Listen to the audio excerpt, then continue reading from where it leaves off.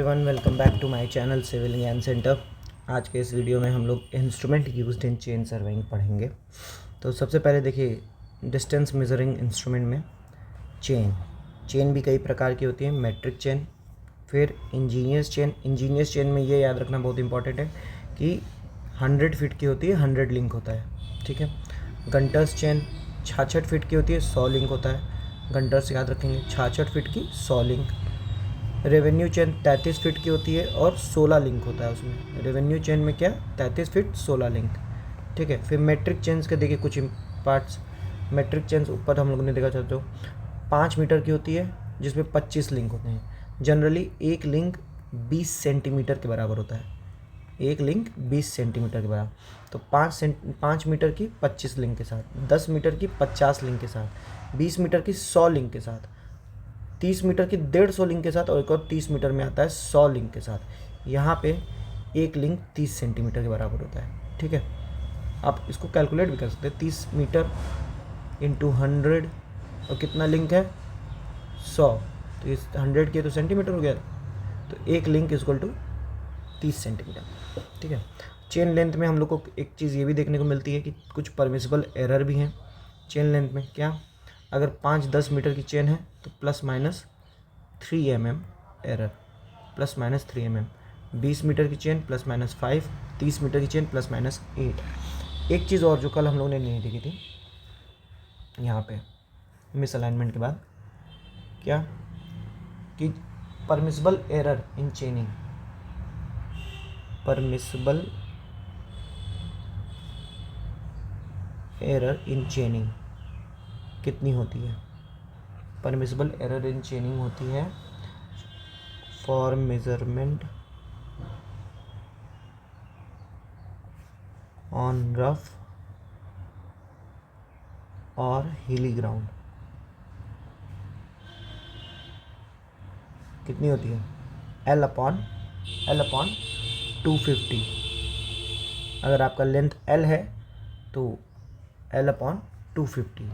इसको कभी कभी 1/250 भी मिल जाएगा आपको क्वेश्चन में, तो 1/250 लिख देंगे कि 1/250। जितना मेज़र, जैसे 1000 मीटर आप नापे हैं तो 1/250 40 मीटर, सॉरी 4 मीटर का आपको एरर परमिसिबल है, ठीक है। अब आते हैं हम लोग यहाँ पे चेन में। देखिए, चेन में कुछ इस तरह से लिंक होते हैं जिन्हें हम लोग ब्रास एंड टैलीज बोलते हैं, ठीक है। ब्रास टैलीज प्रोवाइड किए जाते हैं। चेन ऐसे इंटरकनेक्टेड रहती है एक दूसरे से, ठीक है। तो चेन में ब्रास और टैलीज प्रोवाइड किए जाते हैं, और इसके कुछ शेप होते हैं। जैसे देखिए, ये जो शेप है, ये वाला एक फूल टाइप का दिख रहा है केवल, तो ये 1 मीटर की दूरी पे दिया जाता है। 2 फूल वाला 2 मीटर की दूरी पे, 3 फूल वाला 3, 4, और फिर जब 5 मीटर हो जाता है तो पूरा गोला एक। तो इससे क्या कहते हैं, हम लोग को चेन में लेंथ समझ में आती है कि कितनी लेंथ तक हमने मेज़र किया, ठीक है। तो ये चेन में हम लोग देते हैं, ये ध्यान रखिएगा। फिर इसको हम लोग ब्रास टैलीज बोलते हैं। और 5 और 10 मीटर की चेन में 1-1 मीटर की दूरी पे दिया जाता है, और 20 और 30 मीटर की चेन में 5 मीटर की दूरी पे, ठीक है।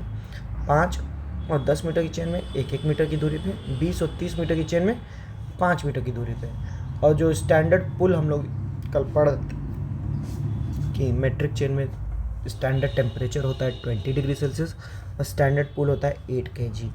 ये कल हम लोगों ने पढ़ा था। स्टैंडर्ड पुल और स्टैंडर्ड टेम्परेचर ये होता है 20 डिग्री सेल्सियस एंड 8 kg। चलिए आगे, टेप देखिए। टेप भी कई तरह के, बहुत ज़्यादा पढ़ना नहीं है इसको।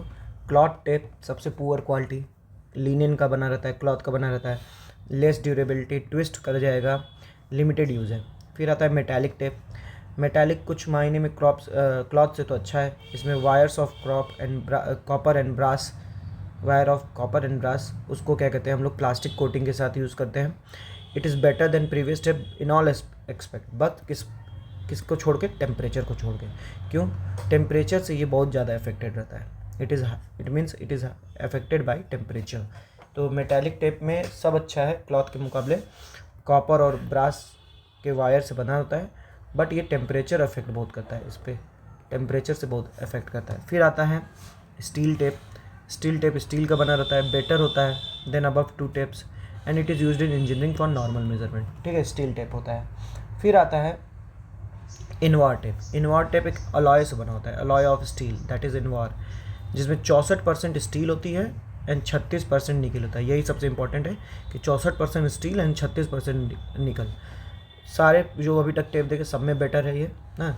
Having very less change in length due to temperature and it is use for precise measurement. जब भी आ जाए कि प्रिसाइज मेजरमेंट किसके भरोसे करेंगे, तो इनवार टेप की भरोसे करेंगे, ठीक है। जैसे मेजरमेंट ऑफ बेस लाइन का मेजरमेंट हम लोग इनवार टेप से करते हैं, ठीक है। फिर आइए ranging rod and offset rod. Ranging rod की लेंथ ही पूछता है अधिकतर कि कितने लेंथ की रेंजिंग रॉड है। रेंजिंग रॉड का काम क्या होता है? इंटरमीडिएट पॉइंट इस्टेब्लिश करना। मैं यहाँ लिख देता हूँ कहीं पे।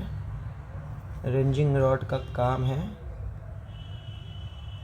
Intermediate point, establish intermediate point, ranging rod, ठीक है। ये क्या करता है ranging rod? Establish intermediate point, ठीक है। इसकी लेंथ जो होती है 2 से 3 मीटर के बीच में होती है, ठीक है। और बात करें ऑफसेट रॉड की, तो देखिए नाम से ऑफसेट है, लेकिन अभी हम लोग देखेंगे कि परपेंडिकुलरली नापने के लिए ऑफसेट डिवाइसेस कई सारी हैं, लेकिन ये परपेंडिकुलर डिस्टेंस नहीं नापता, बट ये अलाइन करता है, ठीक है। क्या करता है ये यहाँ ध्यान दीजिए। Use to align the offset line and measure short offset, not use for perpendicular offset. Perpendicular offset के लिए नहीं होता है। अल्टरनेट ब्लैक और रेड होते हैं इसके अंदर, ब्लैक और रेड स्ट्रिप्स, ठीक है। और इसमें वाइट स्ट्रिप्स भी रहते हैं, ठीक है। आगे बढ़ते हैं। फिर है peg and arrows. Peg main stations के लिए हम लोग पेग लगा देते हैं, जहाँ पे एक बार इंस्ट्रूमेंट फिक्स हुआ तो फिर जल्दी नहीं निकालना। और इंटरमीडिएट स्टेशंस बोलो या क्या कहते हैं, हाँ मतलब जिसको हम लोग रह के चेंज कर रहे हैं, इंटरमीडिएट स्टेशंस के लिए एरोज, इंटरमीडिएट स्टेशंस के लिए एरोज। इनकी डायमेंशंस बहुत इंपॉर्टेंट नहीं है, ठीक है। फिर आते हैं यहाँ पे offset devices, 90 degree measuring devices. तो देखिए 90 degree measuring devices, angle measuring devices में सबसे पहला है क्रॉस स्टाफ। क्रॉस स्टाफ में भी 3 तरह के होते हैं। एक है open cross staff. Open cross staff जैसे यहाँ से देखेंगे 90 डिग्री हम लोग नाप सकते हैं ओपन क्रॉस स्टाफ में, ठीक है। तो 90 डिग्री मेजरमेंट करता है ओपन क्रॉस स्टाफ। फिर आता है थोड़ा सा इसका improve version, French cross staff. French cross staff में हम लोग 45 डिग्री नाप सकते हैं। तो इसकी मदद से हम लोग 45, 90, 135 एंड मतलब 45 के मल्टीपल में ऐसे डिग्रीज हम लोग नाप सकते हैं, ठीक है। किसकी मदद से? फ्रेंच क्रॉस स्टाफ की मदद से। फिर आता है एडजस्टेबल क्रॉस स्टाफ। इससे कोई भी एंगल नापा जा सकता है। तो क्रॉस स्टाफ तो 3 तरह के, open cross, French cross and adjustable cross. इससे तीनों इम्प्रूव होते गए, 90 डिग्री, 45 के मल्टीपल और एनी एंगल। फिर आता है ऑप्टिकल स्क्वायर। ऑप्टिकल स्क्वायर देखिए, ऑप्टिकल स्क्वायर भी क्या कहते हैं, ऑफसेट या मेज़र करने के लिए, 90 डिग्री मेज़र करने के लिए होता है। इसमें जो पूछता है वो ये है, इसका यूज़ तो चलिए ऑफसेट मेज़र करने के लिए है, ठीक है, ये तो अच्छी बात है। और क्या क्या चीज़ें इसमें 2 ग्लासेस होती हैं, index glass and horizon glass, जो एक 45 डिग्री के एंगल पे लगी रहती हैं, index glass and horizon glass. और इसके अंदर जो क्या कहते हैं तरीका है नापने का, जैसे अगर आपका ये क्यू ऑब्जेक्ट है जिसको हमको 90 डिग्री पे नापना है, तो अगर ये 90 डिग्री पे होगा आपके लाइन से, आपकी लाइन ऑफ साइट से, तो ये इसकी रेस जाएगी इस पर टकराएगी, फिर इस पर टकराएगी और फिर सीधे हो जाएगी। तो ये डबल रिफ्लेक्शन, कितने बार रिफ्लेक्शन हुआ, देखिए एक बार रिफ्लेक्शन इस पर हुआ, दूसरी बार रिफ्लेक्शन इस पर हुआ, तो यहाँ गया। तो डबल रिफ्लेक्शन के प्रिंसिपल पे काम करता है optical square. Optical square double, ये बहुत इंपॉर्टेंट पॉइंट है कि ऑप्टिकल स्क्वायर किसके प्रिंसिपल पे काम करता है, डबल रिफ्लेक्शन, ठीक है, डबल रिफ्लेक्शन के प्रिंसिपल पे। इसमें इंडेक्स ग्लास होता है और हॉरिजॉन ग्लास होता है। इंडेक्स ग्लास दोनों साइड फुली सिल्वर्ड होता है दोनों साइड, और हॉरिजॉन ग्लास अनसिल्वर्ड होता है बॉटम पे, सिल्वर्ड होता है टॉप पे। और ये जो 45 डिग्री है ये एडजस्टेबल है, ये एडजस्टेबल है, ठीक है। और हॉरिजॉन ग्लास एक कभी कभी स्टेटमेंट पूछता है ये कि हॉरिजॉन ग्लास हॉरिजॉन साइड से 120 डिग्री के एंगल पे मिली रहती है, और इंडेक्स ग्लास इंडेक्स साइड से 105 डिग्री के एंगल पे रहती है। ये पूछा गया है इसलिए मैंने यहाँ लिखा है। फिर आता है ऑप्टिकल स्क्वायर के बाद प्रिज्म स्क्वायर। इसमें मिरर्स की जगह प्रिज्म रख दिए जाते हैं, और better than optical square, mirrors की जगह प्रिज्म होता है। और ये बस अब ये अंतर यही है कि अब ये नॉन एडजस्टेबल होता है, 45 डिग्री पे फिक्स रहता है, ठीक है। और एक आता है साइड स्क्वायर। साइड स्क्वायर क्या है? साइड स्क्वायर है कि दो परपेंडिकुलर टेलीस्कोप की मदद से हम लोग perpendicular distance perpendicular point measure करते हैं। एक्यूरेसी की बात की जाए तो इन तीनों में प्रिज्म, ऑप्टिकल और क्रॉस स्टाफ, इन तीनों में एक्यूरेसी की बात की जाए, कहाँ लिख दूँ मैं, यहाँ पे लिख देता हूँ।